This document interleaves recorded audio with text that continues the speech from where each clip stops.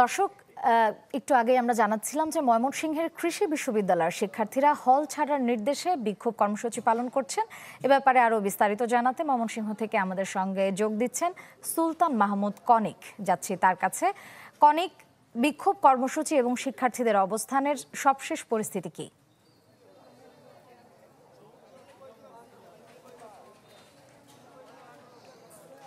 শ্রেয়া, সবশেষ পরিস্থিতি যদি জানাই যে এখনো পর্যন্ত ঢাকা ময়মনসিংহ যে রেলপথ রয়েছে সেই রেলপথের জব্বারের মোড়, বাংলাদেশ কৃষি বিশ্ববিদ্যালয়ের ক্যাম্পাসের ভেতরেই এই জব্বারের মোড় চত্বরে এখনো পর্যন্ত আন্দোলনরত যে সকল শিক্ষার্থীরা আছেন তারা কিন্তু অবস্থান করছেন।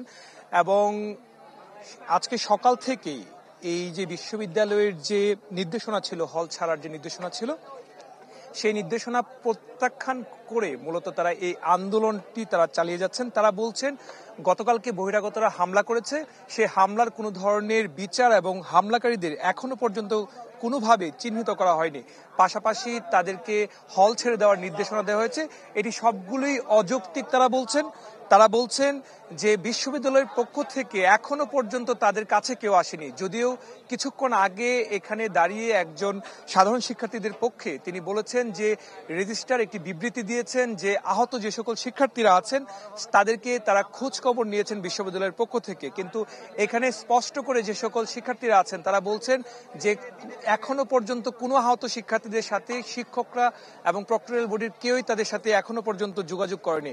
তারা এক ধরনের আশঙ্কা করছেন যে মেয়েদের হলগুলিতে পানির লাইন এবং বিদ্যুতের লাইন বন্ধ করে দেওয়া হবে।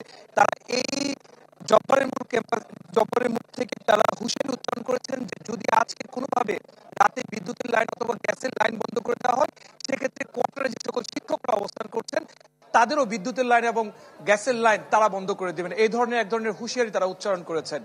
বলা চলে এক ধরনের থমথমে পরিস্থিতি কিন্তু এখন বিরাজ করছে। শ্রেয়া, ধন্যবাদ কনিক আপনাকে। শিক্ষার্থীদের বিক্ষোভ কর্মসূচির সবশেষ খবর জানতে সরাসরি ছিলাম ময়মনসিংহের কৃষি বিশ্ববিদ্যালয়ে।